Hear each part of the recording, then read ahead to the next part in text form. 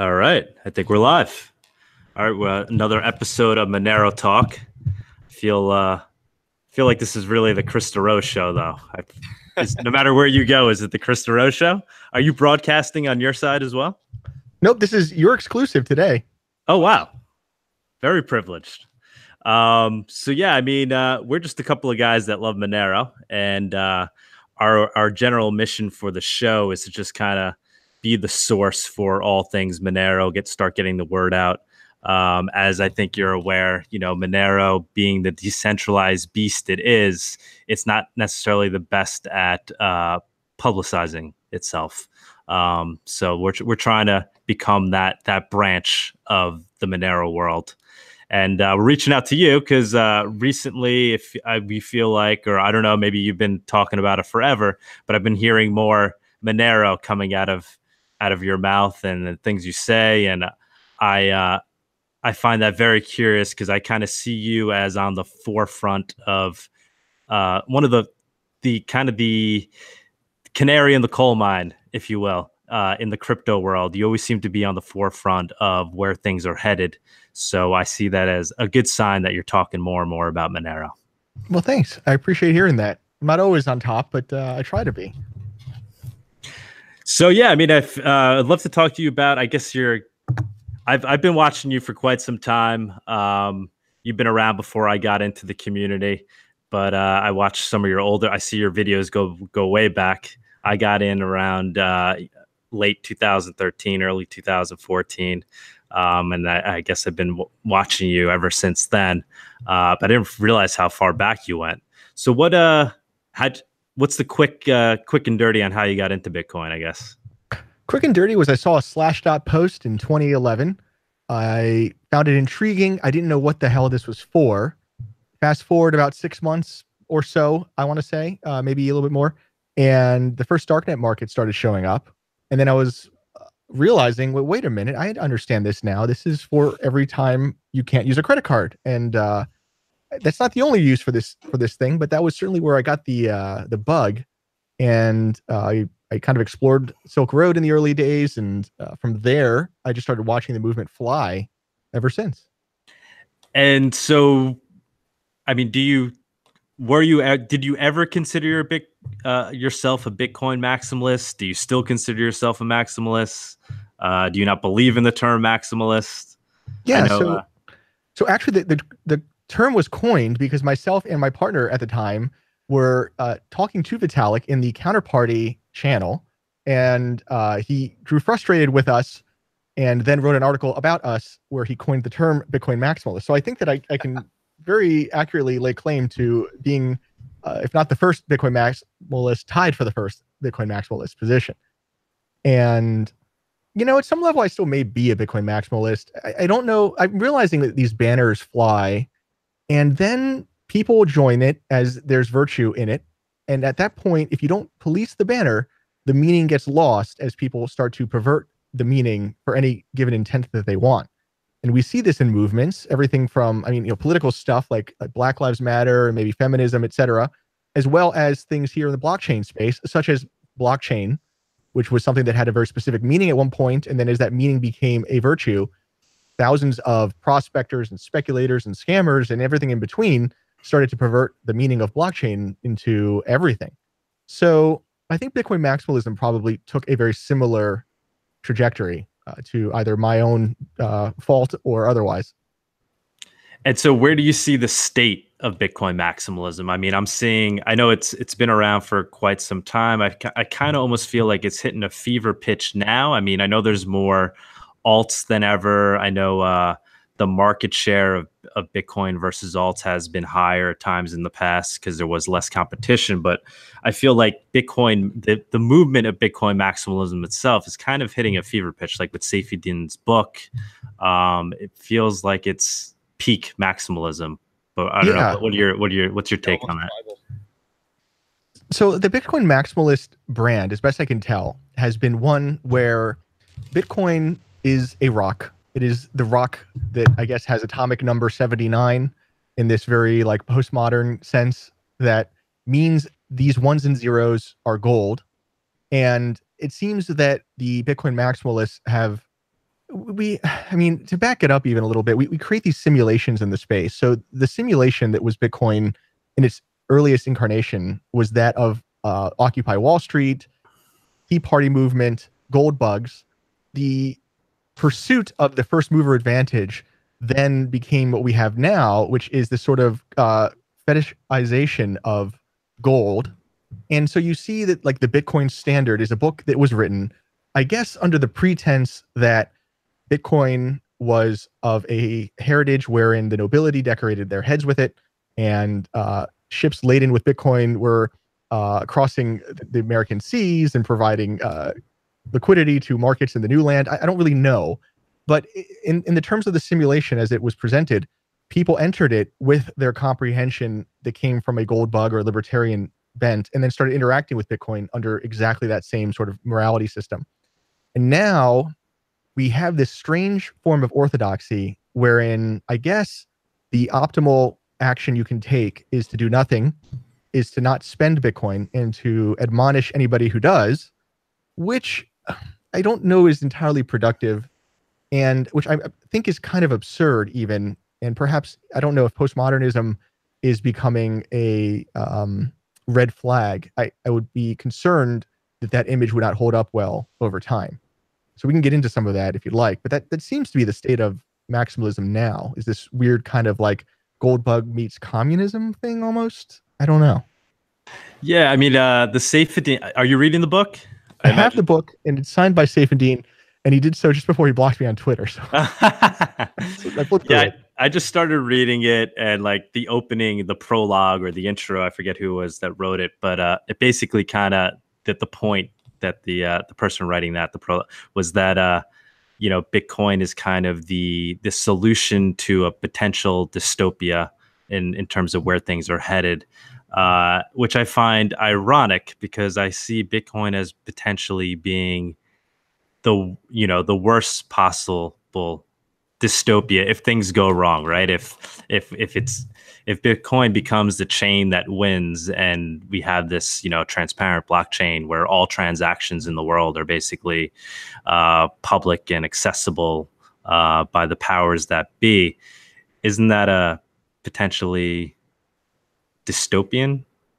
Sort of. I mean, here's the thing that Monero people have to consider is that any one blockchain needs to succeed in order for the right blockchain to work, and at least in my assessment. Meaning, if we can get the on-ramps into crypto from fiat under any terms possible, then we should be able to transpose and route those funds in any way we want to thereafter.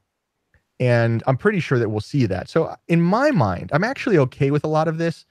I even think that it is advantageous for us to have something like Bitcoin be the virtuous blockchain, the one that it does no wrong. It only cures what ails you, and it is magical, and there's no way you can lose when you go with blockchain. If we actually achieve that, then we will see significant developments in the regulatory sense for blockchain and for the on-ramps into crypto. And okay. So yeah, no, I think that makes total sense. But if you were to ask if you were to pull Saifedean aside and have that would he see it that way? Because I mean, that I feel like makes sense, but I feel they publicly, the argument is Bitcoin is the chain that will rule them all, and it's censorship resistant money, or censorship. It's but I don't. How is it censorship resistant if it's a transparent blockchain and all these? It's not the most not heading in towards being purely decentralized. So do you think a lot of these maximalists truly believe what they're saying when they're saying that kind of Bitcoin is living up to the true invention of blockchain, which is censorship resistance? Or do you feel like they're actually thinking along the lines of what you're thinking, which is let's let people have their Bitcoin while we work on the truer version of crypto? Right. So as communities head towards orthodoxy, they engage in willful ignorance to increasing degrees. And I'm seeing that happen in the Bitcoin maximalist community. So what I would expect is that as soon as Saifedean hit an argument that he could not refute, he would just block the person saying it, and that would resolve the contention. And we see that. It used to be that Bitcoiners did not block very much, and that a lot of the incumbent finance people would block. And now it seems like as the Bitcoiners are entrenching into more and more conservative orthodoxy, that they're just blocking anything that doesn't resonate with their worldview. And this sort of politics of inevitability is at the heart of that, I would say, which I guess, making a longer story short, is effectively a belief that success is inevitable. And if you disagree, then you are not of the success. And we've seen that in things that have gone terribly wrong, unfortunately. It doesn't mean that Bitcoin will, and I certainly hope that it wouldn't, but like, think of the Titanic. If you didn't believe that the Titanic was destined for greatness, you were blocked. And that was the interface. And I think, when a leader is doing his job, their goal is to balance science with meaning. And I don't see that happening right now in Bitcoin, unfortunately. So we'll see what happens there. I don't want Bitcoin to fail, to be clear, but I think that the maximalist position is going to just be increasingly mocked. And we see that. I mean, even with Bizanacci now, who is depicting the Bitcoiner as the caveman. That is the image of the Bitcoiner now. So it's sad. Yeah, even like Cody Wilson, I always saw him as kind of a true crypto anarchist, right? And I haven't seen him coming out talking about Monero or talking about how Bitcoin is going down the wrong path. If anything, I saw him, I think, talking about Bcash and how he's accepting Bcash donations for his potential legal issues. But why not Monero? Like, I feel like, I mean, if I'm going to donate to Cody Wilson, wouldn't I rather protect myself and use Monero? Shouldn't he be the first person to realize that that's its use case? Right. So Cody is a activist, and Bitcoin was a tool to achieve his activism. That's always been the case for him. And he hasn't been a Bitcoiner first. He's been an activist first. And that is admirable. That is just great. Now, he's been out of the scene a little bit. He's come back. He is pursuing a new, well, not really new, he's pursuing fundraising on his more or less eternal dream of 3D printed guns. And what he's finding, we're in this space every day, so we know this, but what he's finding is that there is effectively a group of communists or communist sympathists that are behind the helm of crypto Twitter and perhaps the Bitcoin maximalist position. And if you don't only hodl Bitcoin, then you are evil. Whether or not that's communism or not, I guess, is up to debate, but it just strikes me as like very, very close to that sort of mentality.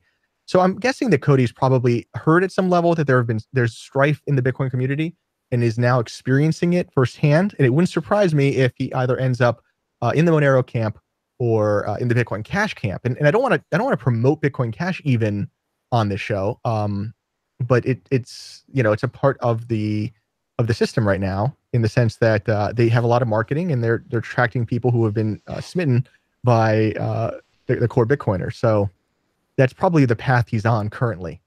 And we can talk about why Monero, I think, is advantageous over all these other things as both a technology, but also as a community building tool, if that's useful.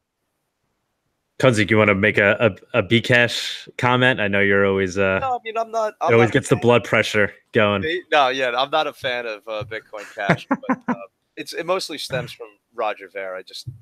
It's hard to listen to him sometimes. But Doug and I have seen this Bitcoin maximalist approach where he was the original Bitcoin maximalist in my social circle, and then I watched him morph from that into a Monero maximalist, and I'm a 50-50 kind of guy because I'm just playing both bets. I mean, I think they're perfect hedges against each other. One has an obscene network advantage, and the other has solid dev, just like Bitcoin, with a smaller community and can move faster. But, it's funny when we talk about things with Bitcoin maximalists like fungibility. And as soon as you broach it, well, fungibility is not a big deal, but we might have it in Lightning. It's important that you know that. It's they try to have both worlds, and unfortunately, it's not the case. So it's interesting though to hear your point on Monero. Would you say you're moving into the direction of Monero maximalism, or are you just open to all cryptos? I think we should all be following crypto politics in the sort of Wikipedian sense. And you can go look it up. But if you declare your position, like you just told me how Roger Ver is somebody who you don't like. So that's fine. That's probably reasonable. But what happens is if you declare an allegiance, then an entire mass of people will get alienated from your position. So I could tell you that I have an allegiance to Monero or Bitcoin Core or Bitcoin Cash, but all that will achieve is the division of demographics. So I'd rather promote that everybody perhaps have a concept of crypto politics, of not disclosing one's primary affiliation for the purpose of promoting one's primary affiliation. And so then the question is, well, is he just a politician that's a snide asshole, or is he looking out for me? And that's a good question for everybody to have. All I can say is judge us by our outcomes and not our beliefs, because there's a lot of times when I throw out crazy beliefs because I believe that belief will engineer an outcome that is favorable. So in your estimation, that's probably the way to understand anyone's position. Right. Let me rephrase it then. I would say, what characteristics of a cryptocurrency do you think are most important? And then which other characteristics do you see as less important? Is fungibility a major thing for you, or is decentralization paramount? Stuff like that. Right. Okay. So there's a few components to it. Community sacrifice is probably towards the top of the list, if not the top of the list. And it seems to me, it seems to me that sacrifice creates sanctity. So if you are working 40 hours a week, you could spend that time with your kids or on the beach. Instead, you are sacrificing your happiness for a unit of account that is the dollar, let's say. That makes that dollar holy to you. And perhaps maybe you're a multi-generational American and you have a grandfather that was a war vet or something. He died for the country. That makes that identity sacred to you. So I look online and I say to myself, okay, well, where is the sacrifice happening in the market? And that would generally require looking at the online markets and looking at the job lists. And when I look at that, I see that people are sacrificing for Bitcoin, Ethereum, and Monero. And by that measure, I think Monero is fairly undervalued because given the prominence of Bitcoin and Ethereum, it seems to be that Monero's lagged far behind. So that would be the first and foremost thing I would probably look at. That being said, I don't like to actually pump Monero. The price is accurate in the sense that there's additional liquidity issues and risk on the product. But for me, at least, that was what made Bitcoin a success off the bat. From there, then we can say, okay, well, what are people sacrificing for? And I think fungibility is probably the reason why people are sacrificing almost entirely throughout the space, to be clear. And it's not even nefarious. I mean, like sometimes you have all these like very like reasonable reasons to have money at a degree of asymmetry from the people around you. If you're running a business, you don't want your customers knowing your markup. You don't want your competitors knowing your markup. Salaries, stuff. Right. Right. Exactly. It's kind of hilarious and absurd to me that all these people came into the blockchain space for some period telling us how they want to share their accounting with their competitors. And I was just like, this is crazy. There was even banks saying that kind of stuff. It was actually quite funny. It shows the degree that people don't really understand what the hell they're doing. So I think fungibility is a big part of it. And community sacrifice. Oh, and then here's the other one. Okay. So there's this sort of like elephant in the room right now in Bitcoin that is real. It's very hard to talk about with Bitcoiners, but I don't think that ASICs are very decentralized. And the reasons why are fairly obvious. I think that the economy of scale in ASIC manufacturing has created an environment where permits are effectively required in order to make an ASIC, meaning either you have to have a permit to create an ASIC or you have to know somebody with a permit to make an ASIC in order to mine. And what has happened now is I think the Bitcoin mining algorithm is increasingly trending towards a multi-sig that is principally comprised of a very small number of actors who are paying the most amount of money and who also have close social distance to governments. And for those that are unclear, the permitting process is part of running a silicon fabrication plant. So you have to have a huge amount of fixed costs up front, which means you have to have government. So you can't just make it out of like ordinary goods. You have an inordinate amount of effort that needs to get done in order to start manufacturing ASICs. And the only way you can do that is with permitting. Now, meanwhile, you look at Monero, and there's two things happening there. Number one, the CPU mining means that if there was an issue at any point in almost any even suburban area, I could run to a store and clandestinely start manufacturing Monero. I can buy CPUs up, and I can do it surreptitiously, and it won't cause a lot of red flags. I don't even need to know anybody in order to get those CPUs, and I can start mining Monero. So like that's a very good. Is it Bitman even Bitmain? Isn't there some KYC element that's came about? Yeah, exactly. I mean, the social distance required from mining is getting and government is getting closer and closer in the Bitcoin circles, and you can't really talk about it. It's very embarrassing. Though I have to say, it's not actually bad. It's just not decentralized. So like it may just be that Bitcoin is Fed coin, and I'm okay with that. That would be ideal for Monero, quite frankly. Yeah. I just want to. And I love that we have you on, because when I listen to your shows, just so many times where I just wish I could just ask you questions about what you said, because you say a lot of complex things. So the what was it? The community sacrifice. So I mean, is that a new thought you've had? Because I mean, that seems to. I don't think anybody would ever phrase it that way. I certainly haven't thought about it in those terms. I mean, I know money is about faith, so I guess you could say that, right? So whichever money has the most people that have faith in it, is that what you mean? Because like if you look at Saifedean's book, he's just about like technically Bitcoin is digital gold. If you break it down, it's it meets all the characteristics. Gold became gold because it has those properties that nothing else has on the earth that allowed it to become gold. Bitcoin is going to become digital gold because it also has all those properties. Plus, you could zap it around the world instantly.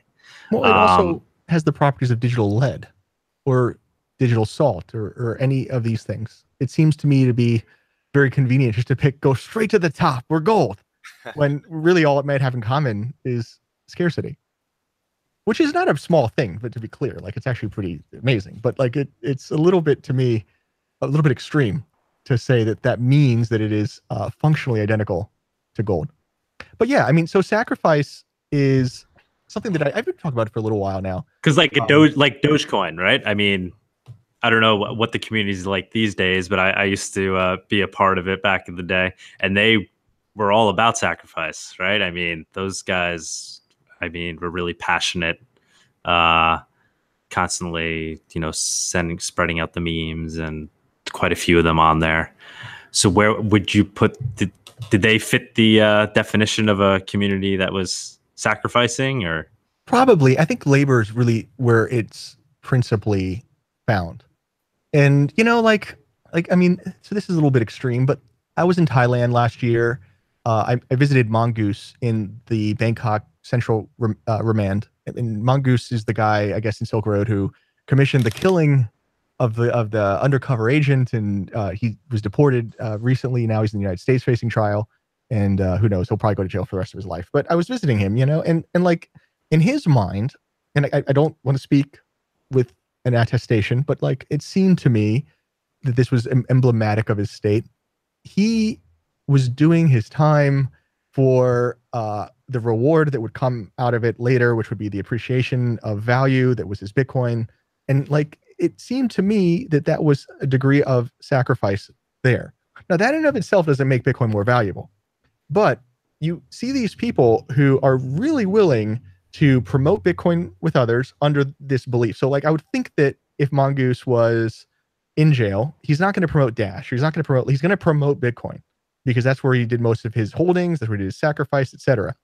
And I think what you try to do is look for like the sum aggregate of sacrifice in terms of sweat equity in a community. And it's hard to quantify because like, then how do you handle something like EOS where like the sweat equity is very minimal, but you have these like these whales who are very connected in Silicon Valley, maybe, who are putting a lot of US dollars into it. Is that sacrifice or not? I don't exactly know. Or Zcash even, where words go to the dev teams. It's minor sacrifice versus self-committed time and effort. Yeah, I think that if you look at like historical examples, like, so let's say in America, you had like the Native Americans who I think blue seashells or something like that were like their currency. I think in what should happen in these communities is that as they started transacting, it just became a foregone conclusion that the blue seashells would become accepted. And then if somebody came by with a green seashell, you'd be like, well, I already put all this time into my blue seashells, and this guy over there, is really into the blue seashells. It would seem to me that if you sacrifice the time, you'd be less inclined to just throw it out the window and more inclined to keep that advantage, that inertia advantage. It's a working theory. I could be dead wrong, but that's kind of what I saw with Bitcoin, and I would think that would help us here as well. Could be wrong. We'll find out. Okay. Yeah, no, I definitely see it as an indicator of a healthy community, but I don't know if it's that is what leads to the one that takes the lead. I think it's more of it's a symptom more so than a cause. Well, I think liquidity probably drives the lead right now, and that may always even be the case. And like the flippening probably taught us that. But I don't know that liquidity alone is the best metric. And there's this hard moment I had during the ramp up to what could have been the flippening, where it was obvious to me that a lot of the noobs were coming in, and rather than pursuing the rock meme, they were pursuing the smart contract meme. And the liquidity in the belief in smart contracts was exceeding the liquidity of the belief in digital rocks. And so I think that the liquidity component is a good short-term indicator. So if you're looking at perhaps the market and you're going to say, okay, which meme is going to incur the most speculation currently, that would be the way to do it. But over the long term, I think the sacrifice will be a better indicator. So I think that's the dynamic there. I don't really know. Do you think Monero is, I know you kind of touched on this already, but is it currently the most censorship resistant form of cryptocurrency we have? Is it more censorship resistant than Bitcoin at this point in time? Yeah, I think so, for the simple reason that when you come into Monero, you're not buying a rock, you're buying leadership. And so that means that we have something of a throttle on the community. So Monero has a hard fork guarantee effectively that says you're going with the Monero team, you're not going necessarily with hash power. And while I understand the arguments against that, I think that is a very powerful argument currently for mitigating threats. Now that being said, I also think that the fungibility aspects as well make for a significant censorship resistant case. Some would argue that you have to deal with nation states censoring your blockchain, but I don't think that risk is around anymore. I think that was an early risk, and I think those days are gone. And I'm shocked by that, frankly. I didn't think that would happen, but it did happen. So I have to concede that I think that's where we're at now. And even if nation states were the ultimate concern, I don't see how Bitcoin is more censorship resistant, given what things you're saying, like with ASICs, right? I mean, if it's one or two guys that are producing ASICs, isn't that easier to kind of round up and control versus, all the computing chips, graphic cards, things like that? There's a lot of bullshit going on in Bitcoin right now. I wouldn't even go there. I mean, like, who owns bitcoincore.org? Who owns the GitHub repo for Bitcoin? What would happen if that person were subpoenaed? What would happen to the Bitcoin community? Would we have two Bitcoins at that point? Would Roger Ver be the official Bitcoin at that point? There's a lot of hypocrisy there, and you're not allowed to talk about those things on Twitter, and it's very frustrating because this sort of got a lot of flack today on that kind of post. Yeah, I'm trying to get people marching a little bit more, because it's so frustrating right now that, like, I mean, decentralized regulations exist. It's very real, and right now the decentralized regulations are such that you can't expose any degree of constructive criticism on the Bitcoin community, and I find it very unhealthy. Very unhealthy, and it's doing things that are just counterproductive. Like, okay, so like this sort of hate for Roger Ver is so maligned right now because, in my mind, it's so stupid. Everybody believes that Bitcoin Core is Bitcoin. We can have a discussion of why it may not be, but all of the exchanges will use that software to create the UTXO. I don't believe that makes Bitcoin centralized. I think it's just another open source project that is, fairly decentralized. But you're not allowed to say that online. And so because of that, the entirety of the Bitcoin Cash equation has been leveraging that power vacuum. So that means that anybody can go on right now and tell CNBC that they are in charge of Bitcoin. And even though we've all elected an official binary, it seems that this sort of pursuit of the rock means we can't elect a representative, even though we all know we have representatives, if not like one or two representatives. The whole thing is just very convoluted. And I think that's what's holding a lot of people back right now in the space. So when you say don't poke the honey badger, you're being sarcastic? We should poke it?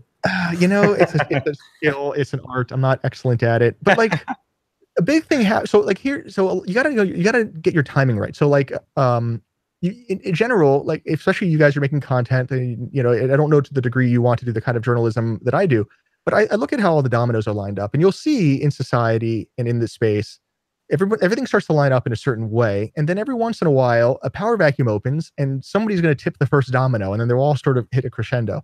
So I saw that happen in the Bitcoin Core space here, a month ago, maybe two, when Cobra decided to take ads from Paxful, or perhaps broached the question. And the response was kind of hilarious to me, because I thought that it was a fairly rote request. And rather than discuss it, the interface was outrage, shame, and I really just neuroticism. And rather than work on a compromise or discuss rules for compensation or instead it was, let's fire bitcoincore.org, Cobra and then the owner of bitcoincore.org. So what that does now is that alienates what was previously the primary information source in the space from the Bitcoin Core community. Now that person is incentivized to work against Core, or at the very least is, you know, rudderless and unable to defend Core. And they started what now has become btcinformation.org.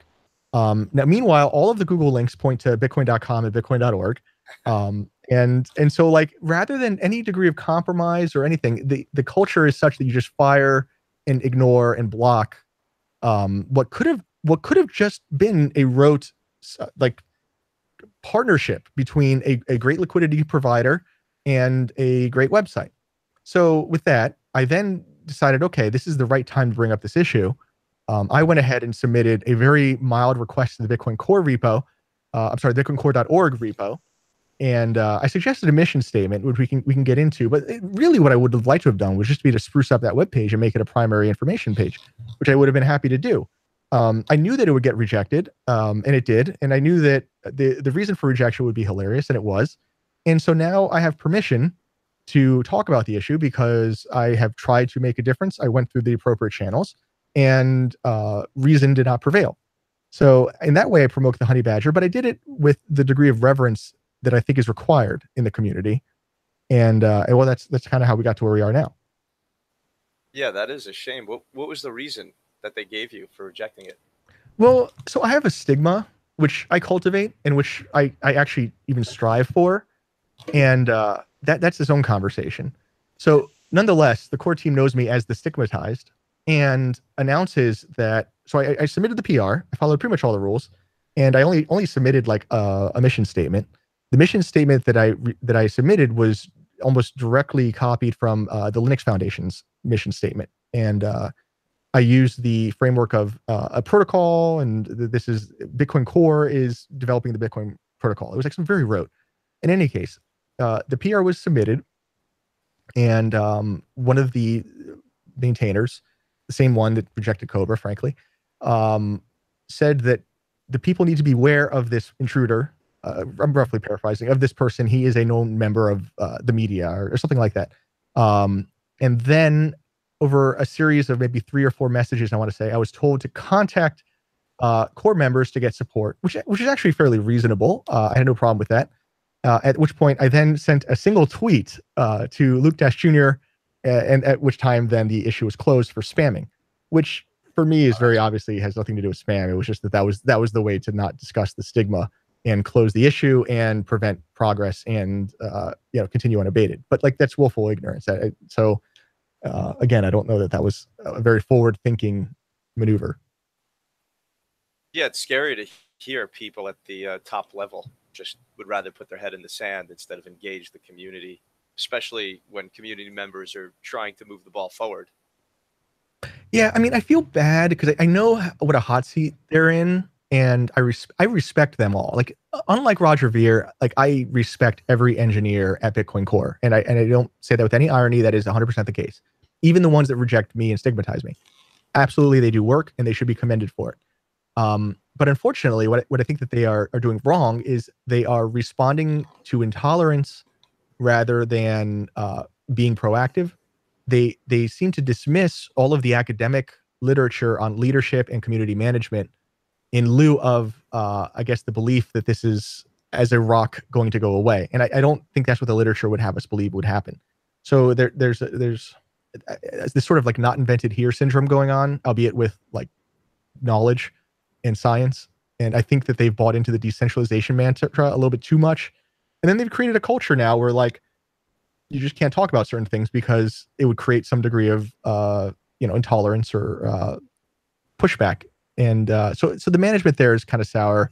I don't want to name names, but what is the issue they had with you? Like, what were the points that you were trying to make that they thought were?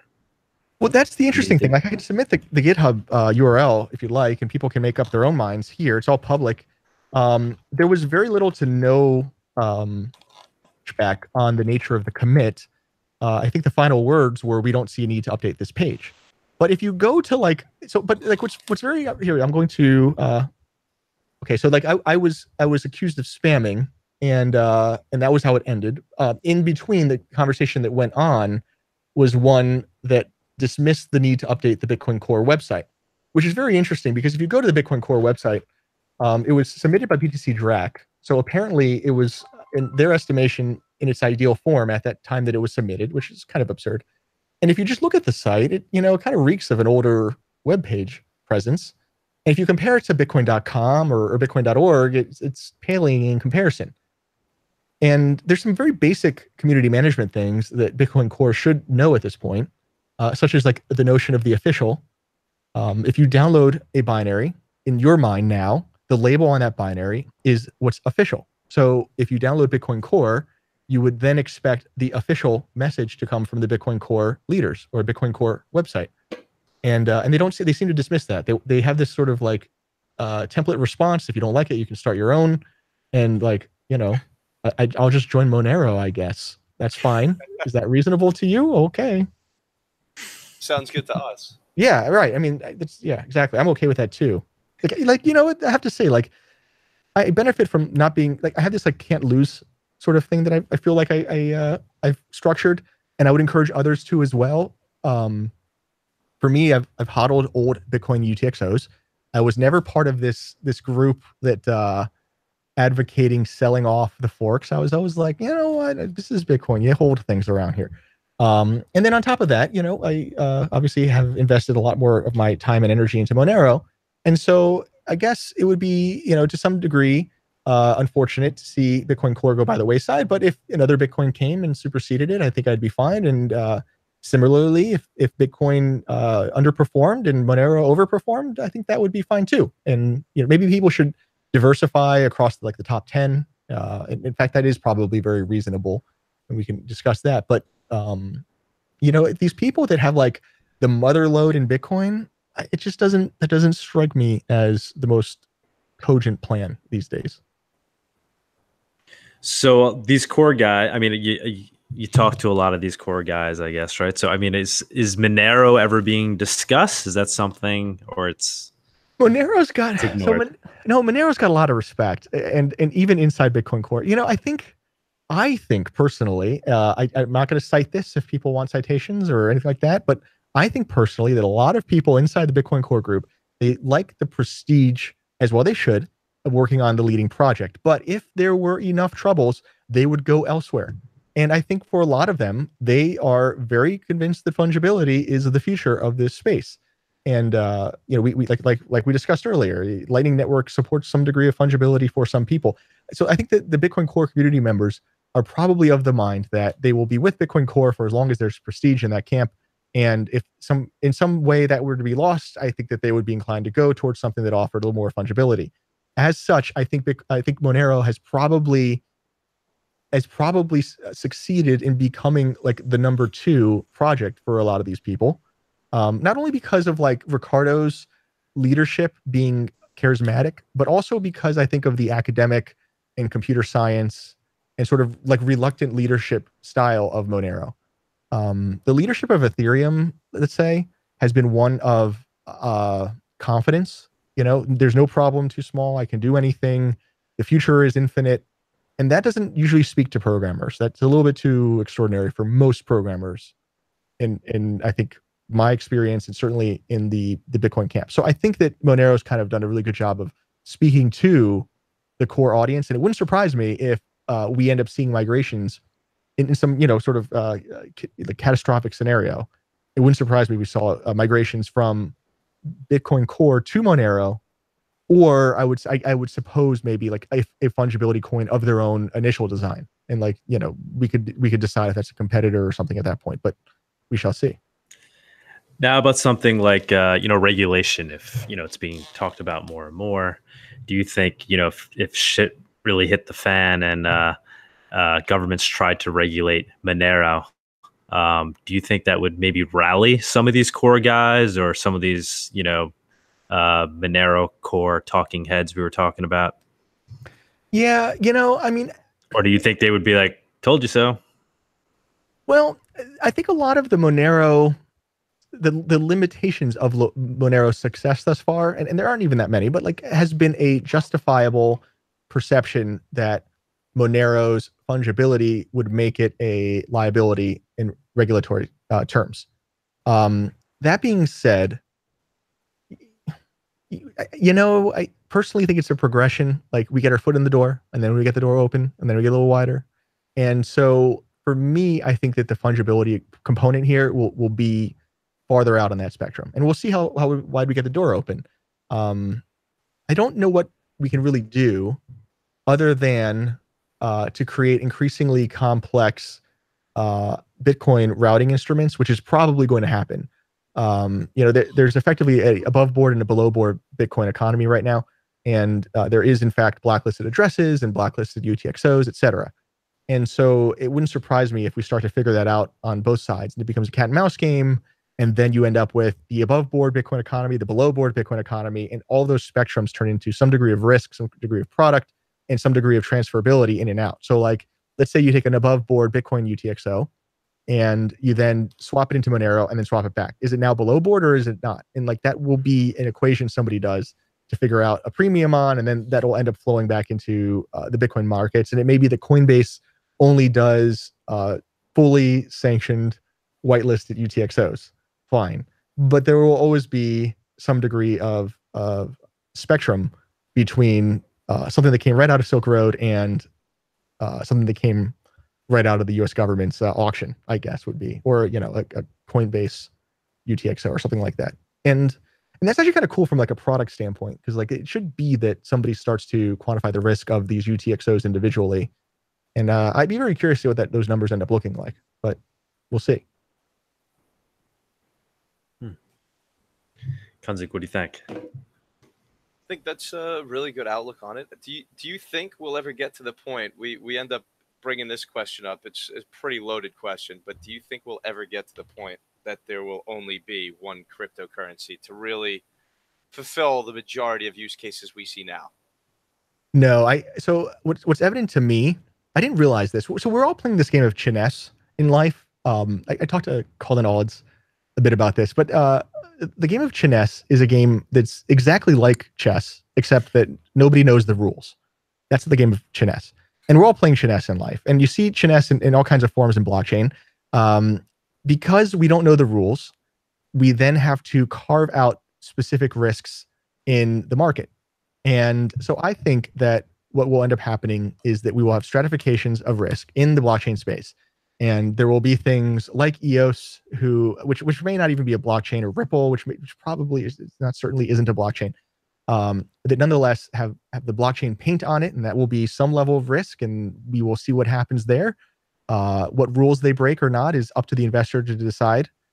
The same thing will happen with Bitcoin and Monero. And what I like about Monero is it's effectively exactly the same thing as Bitcoin, but with the fungibility in most ways. So in a lot of senses, that may add additional risk, and in a lot of senses, that will remove risk. And I think that that's not going to be something we want to see merged with all of the other products, both from the side of investors as well as the side of government. I think that if the governments want blockchain to work, it seems like they do, then they're going to also come up with a regulatory model that probably requires these risks to separate out. You know, this gets into like a bigger discussion on the nature of regulation. When I was younger and when I got into the space especially, I thought that regulation was like this very specific thing. And now that I've been in here for a while, and I've seen a lot of things, I've come to the decision that number one, regulation is enforcement. This is something I say a lot, but that means that works in two different ways. It works in the sense that if something's on the books, it doesn't mean it'll get enforced. Like for example, marijuana law is real easy. Here in Florida, marijuana is illegal, but I can like take you outside my studio and there's probably somebody smoking a joint here on the beach and the cops walking by and doesn't care. So in that sense, I guess marijuana is totally legal because it's not enforced. Awesome. And then on the other side is these sort of decentralized regulations, which are really actually more interesting to me these days. These are the things that society regulates, what you can say and do, what you can wear, how you can act. These laws are very finesse in the sense that nobody writes them down, but everybody kind of knows what they are. And if you deviate too much, you end up receiving some degree of social punishment, the stigma effectively. And that's another form of regulation as enforcement. In that case, those are laws that aren't declared, but that are enforced by the general public. So it's kind of cool that I guess, live in this world and that it trickles down into blockchain. I mean, being in crypto itself had a stigma, you know, for the first 5 years, if not more. Oh yeah, absolutely. So that's interesting. So that was a societal regulation, I would suggest, in the sense that money was sacred and talking in the way we did was an act of blasphemy. We became a subject of disgust because we were blasphemers. And that was a social regulation wherein we were effectively ostracized because of those regulations. But the truth, I mean, eventually prevails. I guess not always, but it usually in science and things like science and math, it eventually does. It just takes time. Agreed. Which I think obviously has worked for Bitcoin and is now working for Monero. So do you see, I think I've heard you say, or you were even saying today, Monero is kind of maybe the number two, right? If there's going to be more than one coin, maybe Bitcoin's number one, maybe Monero's number two.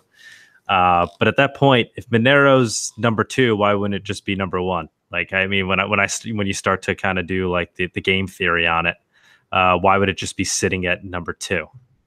Yeah. So, okay, that's a good question. So I think, okay, there's two things going on here. Number one, I think there's the question of how we should present to society. And I think we should present as number two, even if internally we believe we're number one. A good example of this is probably the dollar. The dollar presents as number two to God. And it is in the shadow of God that the dollar receives its authority. Now, to the degree that that's like reasonable or how that ends up in market cap terms, well, the numbers are pretty easy to do. But like you can see it fairly obvious on the dollar bill that it is number two and it is in the shadow of a greater thing. And I guess that worked for the dollar. And I don't know if like it's blasphemous to suggest that the honey badger is the god here, but like in a less blasphemous term, there is this proximity of blessing of a greater thing or like the immaculate form that then achieves a level of success that exceeds any mass manifestation of the immaculate form. And I don't know if that'll apply here or not. I don't, but I'm very sensitive, if not enthusiastic, about the possibilities there. Nonetheless, I would choose to present as pushing Bitcoin in first place. I think that that's probably wiser for us as a community. And if behind closed doors we have an identity that doesn't match that, well, that's how crypto politics works. Crypto politics is just keeping your opinions to yourself, essentially. The word has like, okay, so the word itself precedes Bitcoin. And this is just a happy coincidence, I think, but I embrace it. If you look up crypto politics on Wikipedia, it is the secret support for a political belief. And there are, I think, four, I'm looking at it now. There are four more specific forms of crypto politics, of which the ambiguity is high. So if I tell you crypto politics, you have to decide, am I of the crypto communist force, the crypto fascist force, a synarchism, meaning ruled by a secret elite, or am I part of the cryptocracy?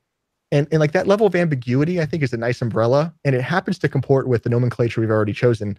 And so I embrace it for those reasons, because I think that the ambiguity is probably more reasonable in this phase of blockchain that we're in, that has basically exceeded the original Tea Party-esque form of laying everything down on the surface for everybody that this thing started from. And I promote that. How does one be a crypto? What's the term? Crypto politician? Yeah, like what would you actively do then? You would tweet one thing, but actually, you'd be you'd be Bitcoin Core on Twitter, but actually secretly buying Monero and supporting Monero. Like, what would?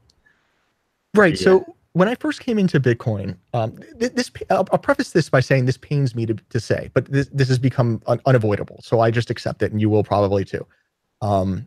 When it came to crypto, I had this very like flat view of society, this like non-hierarchical view where we would just explain the things to the people and they would believe it and they would become part of our team and they would think like we do, and then we'd all win, and that would be the end.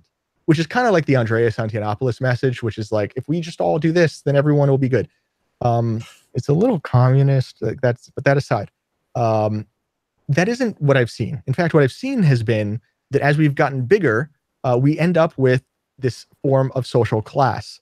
There is a degree of power that some of us have. We have that by way of social capital. We have that by way of knowledge. For example, the contributors to Bitcoin Core are of a higher social class than the guy who just showed up yesterday and bought some Bitcoin on Coinbase. So like that's reasonable that we would have class. Once you've taken that, once you've jumped the bridge there and you've accepted that crypto class exists, then you have to decide, okay, if in fact there is a stratification of comprehension and ability and power in the space, then it would be my obligation to find the level of class that I belong in and to coordinate with those class members for the benefit of our community.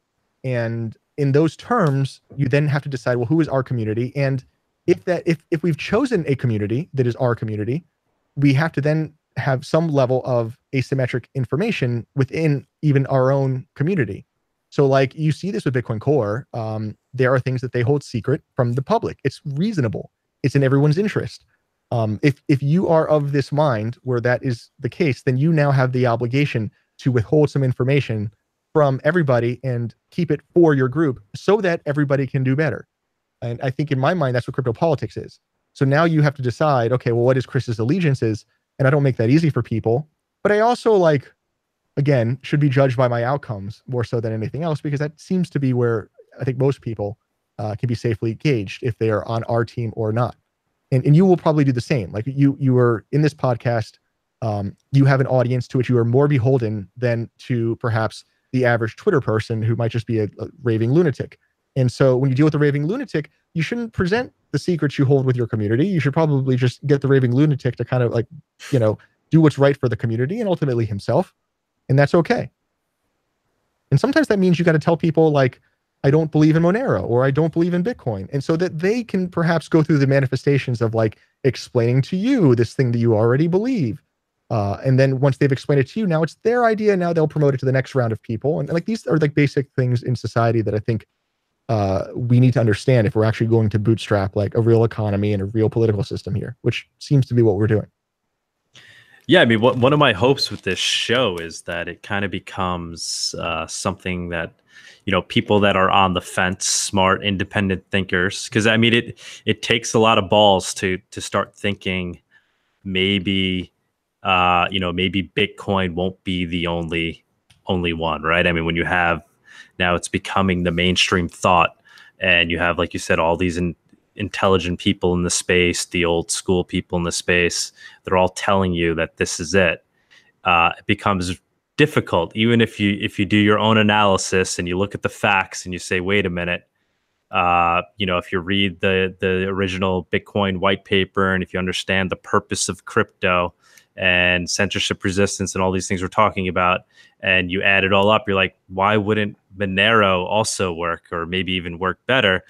Even if you have that thought, it's really hard to then overcome and stick your neck out and go against the tide. So my hope is that this show is going to be not so much just for the people that are, on Monero subreddit already, but the people that like come across it, let me Google it, let me check it out, and then start to hear that, they're not the only ones thinking along these lines. So that's definitely one of the goals. Yeah, I would encourage you guys absolutely to develop that. Yeah, I think that we have the chance in Monero to put our foot down on the brand in ways that got out of control with Bitcoin. And thus far, it's going well. I know that, like, I think we got lucky in the sense that there was this sort of command line only client for as long as there was, which was probably seen as a eyesore or a stigma by others. But I actually think put us in a really good spot of catering to a degree of specialists and high class or high power members at its formative years in a way that perhaps like the Ethereum community did not. And who knows? I mean, Ethereum's obviously succeeded fairly well, but who knows how long it will in the scheme of things. And I don't know. This speaks to me more in terms of a sustainable platform. Yeah, I think it kind of like self-filtered it out in the early days, right? Which wasn't even that long ago. I mean, even myself, I'm not very technical. I think we just lost Brian, but Brian was kind of my tech, which allowed me to like hold my Monero safely, using the command line, things like that. So it was hard to even tell people to get Monero or how to get Monero. I mean, even to this day, it's not nearly as easy as some of these other coins. But like you said, I think what that effectively did was it filtered out kind of the wishy-washy people that could just jump into any coin, and we really got the high tech, like computer science folks on our team on the early days. That's another thing too. I think one of the most I missed this earlier. Another great indicator for Monero has been the support from college students, which seems to be fairly high in the scheme of things. And while I think that there is interest in the Ethereum side, it wouldn't surprise me if the college kids end up finding Monero to be the cool currency. I hate to be like that guy, but like it seems as if it is, and it wouldn't surprise me if that ends up being a major win for our communities to secure that talent and that devotion. That's a genius idea, Doug. We're pivoting. From now on, we're doing college Monero talk. Where'd you go, man? We lost you. Like everything, all the power went out for a second. My computer just started rebooting. So you just randomly rebought your Monero? Yeah, I did have to actually rebuy last night, all of it. It was looking too good. But yeah, I think we just blew my computer's mind. I don't know what the hell happened there. What do you think? Politics. That's a sphere I've never even heard of. So I'm going to have some reading to do tonight. I just saw the Wikipedia page before everything melted down. I like embracing things that have ambiguous meanings because if you can speak to people, like, okay, so as you guys get more successful and as your pool gets bigger, what you're going to find is that you need to speak to like multiple people at the same time demographically. And there's going to be, let's just take like a trope, there's going to be like Billy Blue Collar, and then there's going to be like Walter White Collar, and then there's going to be, Anthony the Attorney. And so like, if you take stuff that's like works at multiple levels, you can end up speaking to multiple people at the same time. It is true that you will have less specific meaning when you do that, but it is also true that you can convey a more general will. And I think that's the right thing to do as your demographics get bigger. I go back and forth on that, and I go in and out of that mode depending on what the theme is.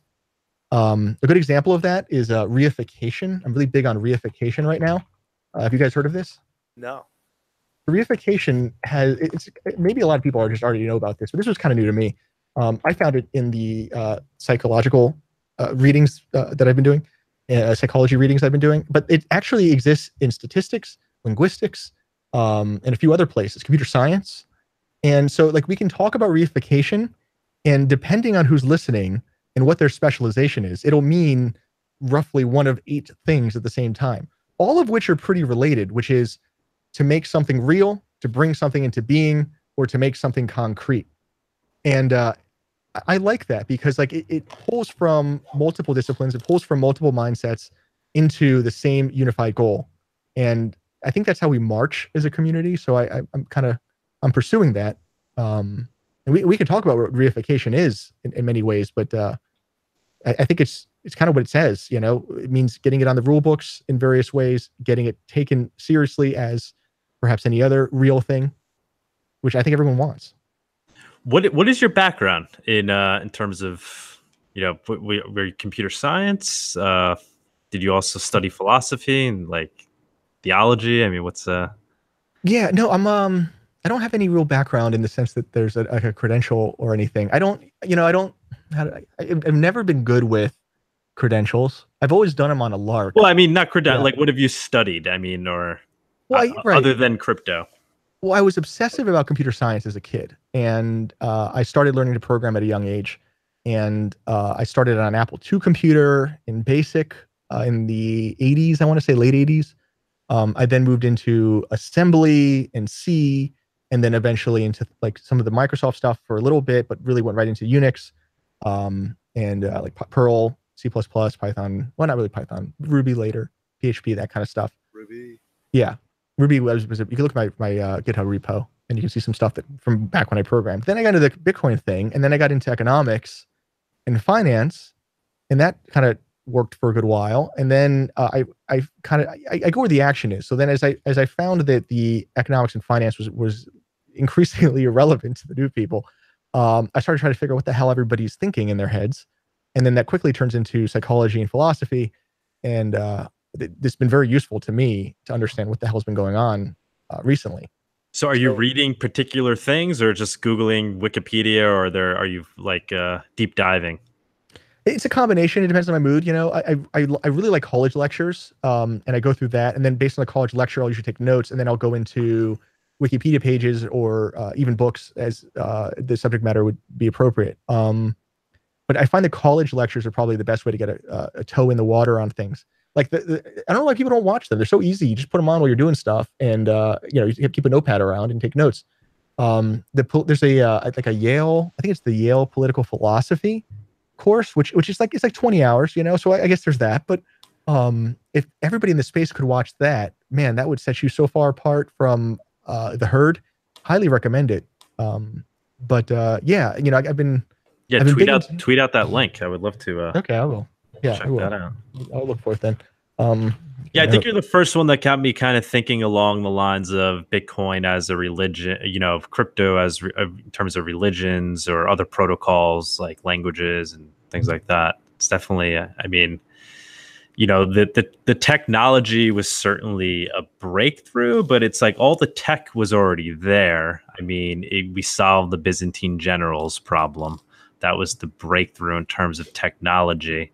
But now that the tech exists, these iterations on it aren't really that complex, and it's really more of a social issue. And you know, like the things you're saying, like philosophical issue of what makes a community adopt something and adopt an abstract idea together.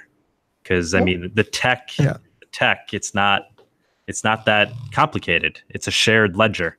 So it's just a matter of, well, which one are we all going to share? It's always been a paranational movement, and anybody who thinks otherwise is just wrong. And like in the earliest days, we're really dumb back then. And the maximalists, unfortunately, haven't changed too much in some ways. But like we had this underpants gnomes vision of like step 1, Bitcoin, step 2, we don't know, step 3, we win. But like realistically, what was it that we expected to happen in step 2?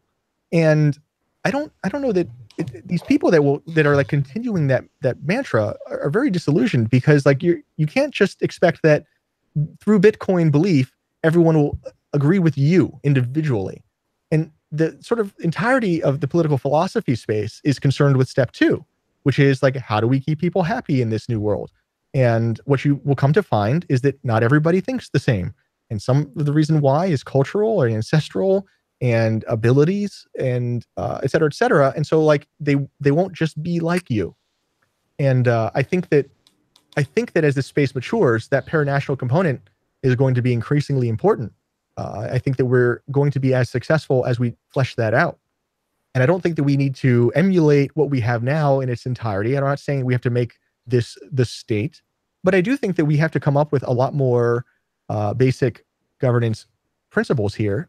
And okay, so like ideally, what we end up with is a system whereby we can resolve disputes online, which is a big deal already, meaning like you put something into escrow and you know, like you complete the work and then it gets rewarded to you. And then you take it, if there's some issue, you take it to a jury maybe, or you take it to some arbitration, and then they will decide whether or not to award you the amount or in part or in full.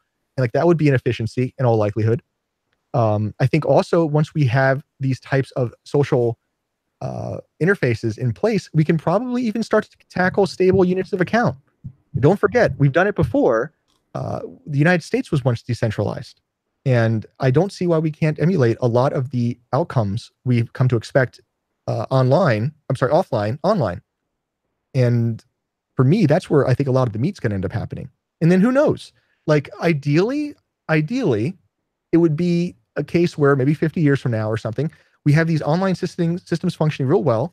Maybe what ends up happening is we have like a day we set up where, okay, your primary allegiance today is the United States. And then we hit a button at noon, your primary allegiance is to, I don't know, Monero. And at that time, like the people who already had like functioning things just kind of switch into the news position. And now we have like this sort of peaceful switch of power where we're getting the thing that I think we came for. Like that's a bit fanciful and that's a bit, you know, out there, but it's not entirely insane to me. It seems like we can head towards there in part at the very least. Yeah, the analogy of, you know, Bitcoin to the internet, I don't think is really accurate. You know, I think at one point I was kind of buying into it. You know, that's the Bitcoin maximalism at its root. That's what it is, right? So Bitcoin is the internet of money. But I mean, the internet's kind of a different animal. I mean, there's no way we can have anything other than one internet, right? I mean, I can't even fathom a reality where there's multiple internets. It's like having multiple realities. As long as we're all tapped into that one, we're all there. Whereas money, as we see in the physical world, there's obviously multiple forms of money today. I mean, it would be more efficient if the entire world was already using one money. You didn't need the internet for that. It was certainly possible that everybody could have just been using, you know, the US dollar, but that's not what happened, or everybody speaking one language. So I see crypto is kind of more analogous to those things: religion, languages, the current state of money. I think you could make a case that we have two internets in the sense that there is Tor and HTTP, and that perhaps the internet that is Tor is separate from the internet that is HTTP. And while I fully understand that they both route on IP, and I fully understand that level of nuance, it seems as if there is a demarcation between the fully anonymous web and the, I guess, fully accounted web. So that kind of might exist. Maybe. You know, like Bitcoin has this, whenever there's a new field, it seems the philosophy is what defines the terms of that field. I don't know that we've had a lot of new fields in recent years that has been accessible to as many people as blockchain has been, but I'm pretty sure that it's a new field. And so I understand how people come into it thinking that the edges of the play field are going to be in a way that is presented. But whenever these things start off, like what the edges are don't always end up manifesting as what it ends up being. So I think we'll find that blockchain probably will take a lot from philosophy as it defines itself as a field. And it wouldn't surprise me if it ends up being a field of some kind in computer science or economics or all three, or, you know, philosophy, economics, computer science, something like that, or governance. We'll see. You know, another thing too, it should be said is that, like, okay, let's say this matrix kind of world ends up happening where like 100 years from now, we live most of our time in some kind of like machine, and maybe it's like in a vat of goo, or maybe it's like, I don't know, something you plug into your eyeball and then you just kind of like live that life. I don't see why in that world we would give a crap about geography. And currently all of our social networks are built around geography. But if we dematerialize ourselves in the future, then what would our worlds be revolved around? Because I think that they would be either revolving around some notion of ideology or religion or culture or language. And if that's the case, I can't imagine a better medium to conduct that existence than blockchain. I think that is exactly what blockchain is for, I think. That is a deeper level than I think I've gotten to. Dude, you're living it, man. You're gaming like 8 hours a day. I know, right? Not on the blockchain yet, But this was a really interesting talk. I actually can't wait to dive into this crypto politics sphere, see where I end up landing on that, because I have no idea which side I belong to on that. Well, one thing I would suggest while we're on the subject, I think I'm trying to push for this. I think this is reasonable. I encourage everybody to solicit feedback. I think we should probably consider some notion of class in Monero. The way that I've been exploring it in private channels is through rank, which is just, fairly academic, I think, in its origination. But the idea would be that if somebody has rank in the community, they deserve respect. And it's very basic. You see this throughout, the physical world. It does not exist in Bitcoin. In Bitcoin, there's no concept of rank. So what ends up happening is miscreants will say things to core devs that are just atrocious and not acceptable. But if in Monero, we have an understanding that there is a notion of power that deserves and commands a level of asymmetric authority, I think that will make for a better community. And that relates to crypto politics. So like, it's for me, it's reasonable that Ricardo or devs should be able to say one thing and do another, because I believe that at the end of the day, their allegiance and their heart is in Monero. And I believe that because they've sacrificed for Monero. Now, I don't think we should name these ranks. I don't think we should have like captain, ensign, lieutenant. But what I do think is that we should have a notion in the community that maybe devs are of a high rank, content creators are of a lesser rank, and then civilians are at the rank underneath that. And if a civilian tells a dev something nasty, we should tell them you're guilty of insubordination. That is not acceptable behavior. And like maybe you do nothing about it, or maybe you remove them from the channel or put them on timeout. But it becomes a notion of respect that I think would provide a greater degree of civility in our community. So you can decide if that's useful to you guys or not. But yeah, I mean, I think it just works itself out naturally. Obviously, I think you're thinking of it in terms of it would create more efficiency in the community. But I mean, these are the issues you have with decentralization and open source. I think there's steps that can be taken, but I think it works itself out pretty well, right? You don't want to risk censoring anyone. Ricardo, I know, brought up a platform they all used to be on where you were given voice and you couldn't speak or chime in until you somehow contributed to the community off that platform in other ways, to where someone then granted you voice. Like, I'm vouching for this person. He's not some, Twitter troll or nitwit. He actually can help the community here, and so.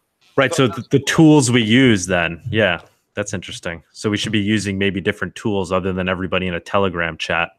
Well, it's again the notion of sacrifice. So like if you are, one of the problems I have with most of the projects in the space is that they're de facto plutocracies, in the sense that if you have the most inventory, you have the most say. But that's not generally how societies have run well. The way societies have run well is if you sacrifice the most, if you provide the most sweat equity, you have an inordinate amount of say. Like there's a ratio, and it's very difficult to quantify, but that's largely the case. So when I hear this, and I'll you guys can decide, the community can decide, but it seems to me that the people who put sweat equity in are the ones who have some degree of access in this system, as opposed to just some random hodler. Like, I don't think if you're born wealthy and you are able to buy a bunch of crypto, I don't think that makes you competent. I think that just makes you lucky. And I'd rather take a bunch of college kids who are born poor but are willing to put in 2 hours a day into coding.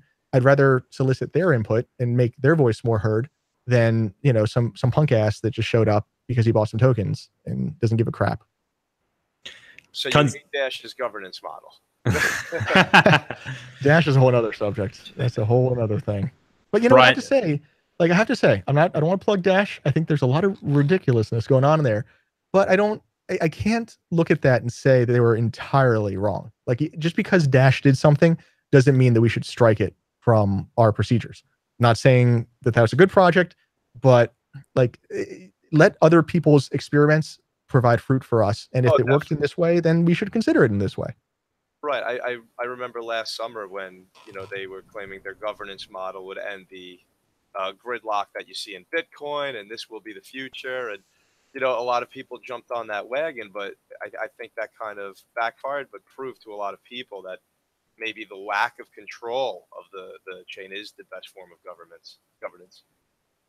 Yeah, I am a very conservative person. I'm not so conservative that I want to be a rock and do nothing, but I am a very conservative person. And I like Monero because I do think it is a very conservative project. But these are all thresholds. They're all balances, you know, like these kids show up and they want to decentralize all the things. And then it's like, okay, but is there any balance whatsoever? And then their answer is no. And then before you know it, the illiterates are just as valuable as the specialists. And like, that doesn't seem reasonable. You know, there's nothing more decentralized than blowing yourself up into teeny little bits. And I don't think that that's reasonable. Yeah, I mean, it sounds like there's tools that need to be invented, created for that purpose. Brian, what was it that you were talking about with you're saying that was something that existed, like a during an interview was saying, you know, that maybe we should. A lot of the news is given out on Twitter, and he's saying, you know, that's not the best way, and it aligns with what Chris was saying, where, you know, they had a platform where you had to be given voice to contribute to the discussion. You couldn't just come in and say whatever you wanted and have equal footing. It was certain people had higher reputation ranks, and so they were given more weight in the chat. It'd be a cool project, cool thing to build. Oh, definitely. Yeah. Yeah, I love Twitter, but I actually try to keep the Monero stuff off Twitter. I feel like Monero is about fungible and Bitcoin is about transparent. And so I like, for example, Ricardo, and someone was bitching at Ricardo the other day on Twitter. And my answer to them was take it private, take it private. We all care about Monero. This is not a place for it. And yeah, I saw that. Yeah. Okay, you did. Yeah. Okay. So I mean, I even like the allegations that we are of a like a secret conspiracy at some degree. I think that's not even a terrible presentation because there's like a power to it. And there's also, you know, a notion of responsibility to community there. So the other thing that I think would be kind of cool, Monero. Okay, so like another route we could go.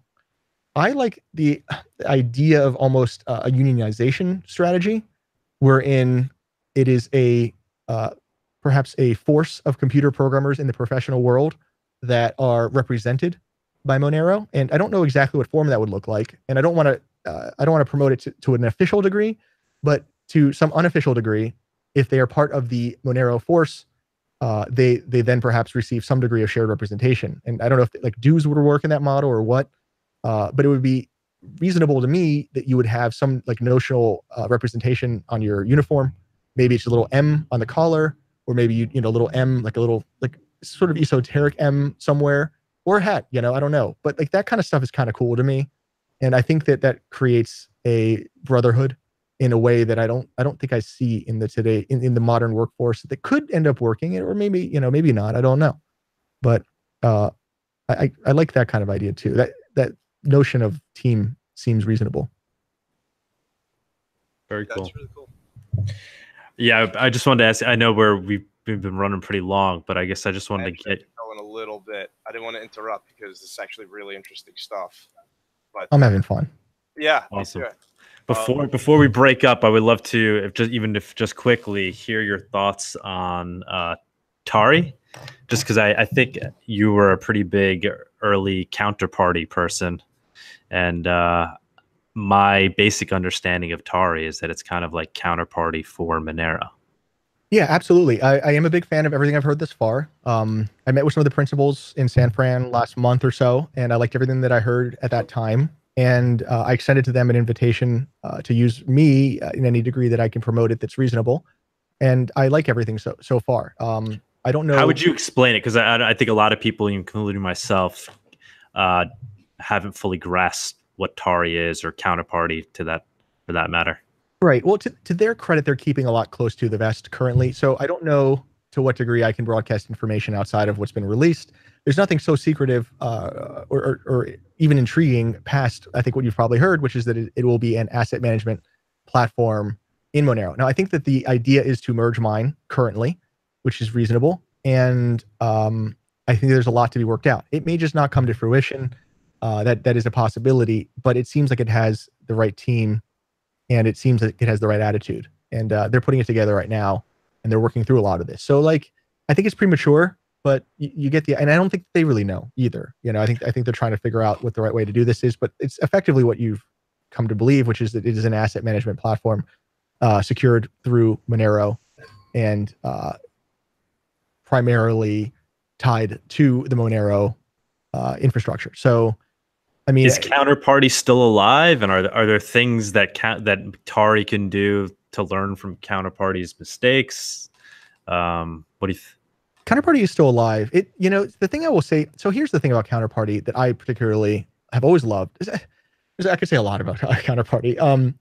Counterparty has been the most expensive blockchain asset management tool, which sounds like something you may not want, but what is really been its success has been the art market and rare pepes and the like. Now, maybe there's no value to that to most people, but in terms of like a per unit value, it would not surprise me if Counterparty is at the top of the list of token prices. When you're constructing Veblen goods in any capacity, you would want to use effectively gold and whatever's the most expensive material to do that. That would probably create some degree of sanctity in your construction. So like if you could choose to use something cheap, like let's say Dogecoin or Bitcoin, most people would want the Bitcoin because they know that there's greater value there and there's more immutability and permanence and faith, et cetera, et cetera. Now, when it comes to Tari, I don't know what that will mean for Tari or us. I think we need to probably decide what we want to target. Counterparty did not target the ICO market, and that was primarily my own promotion. I don't feel bad about that decision. I'm very happy that I did that because my name was very attached to that, and I did not want that reputation, and I did not want that business. That being said, it worked out really, really well for Mastercoin and I guess ultimately Ethereum. So the community is probably going to be divided on that, on what we want to do there. I don't know what the Tari principles exactly have in mind, but I do think they want to offer a high volume offering. And there's nothing wrong with that at all at this point. I don't know that we should necessarily embrace the ICO market, but I do think that we should probably embrace a common market for digital assets. I think if we get very lucky and we do things right, we can win the coveted game asset market. And I don't know what it'll take to do that other than probably a healthy marketing budget and a lot of luck. But ultimately, that's where I like to see something like Tari work, is with game assets. I think that that's probably not scammy. I think it's a long-term play that is sustainable. We will see what happens with Ethereum. Ethereum wasn't doing all that hot up until Joe Lubin promoted the IPO market to Silicon Valley and the IPO simulation began. And so we'll see how well it fares after the IPO simulation ends. Whether or not, Monero wants to play that game is up in the air, but I would be inclined to think that it doesn't. Back in, I don't know if I think at the start of this, we talked about how the simulations work in this space. And like the digital gold simulation was what got a lot of us into Bitcoin. It's evident to me that the progressive demographics entered the space in the IPO simulation. And I call them simulations because that's what they are. Bitcoin isn't actually gold, and these ICOs aren't actually IPOs. But what happens in the simulation sense is that people are given an interface with which to participate in the blockchain medium. They then know what the de-risked social positions are, and then they embrace and engage in the play around that image. I don't know what the next simulation will be, or if there will be another simulation, but we've had a few of them. For me, they're kind of hilarious and fun. And there's nothing wrong with getting fooled by a simulation every now and then. It's happened to me. Big connect. Big connect. All right, Kunzi, got any further Tari questions or anything? Or you know what? No, I think what's on their roadmap? When should we have more news? In the next 6 months, maybe, or is this a longer term project? We won't see really anything for a year or two. It's a longer term project. They are funded and they are making progress. I don't think that they have anything to show past some code and basic sketches. We'll see what happens. They're moving offices right now, and I think after the office move, they will be a little bit more prolific. Is the plan. So they're kind of spooling up. It's hard. It's hard to tell. Especially in this space because there's so many contingencies. But I think it's just an announcement of an intent to conduct this process, and that's really. I've seen a lot. I don't know what I can say. There's nothing too salacious. Like I just know the people involved, and they're committed, and that's good. And they were reasonable, and I very much appreciated the information I received from them. And I'm going to honor like the degree of secrecy there, and I understand why it's there. But it's nothing. It's nothing too crazy at this moment. It's mostly what you would expect.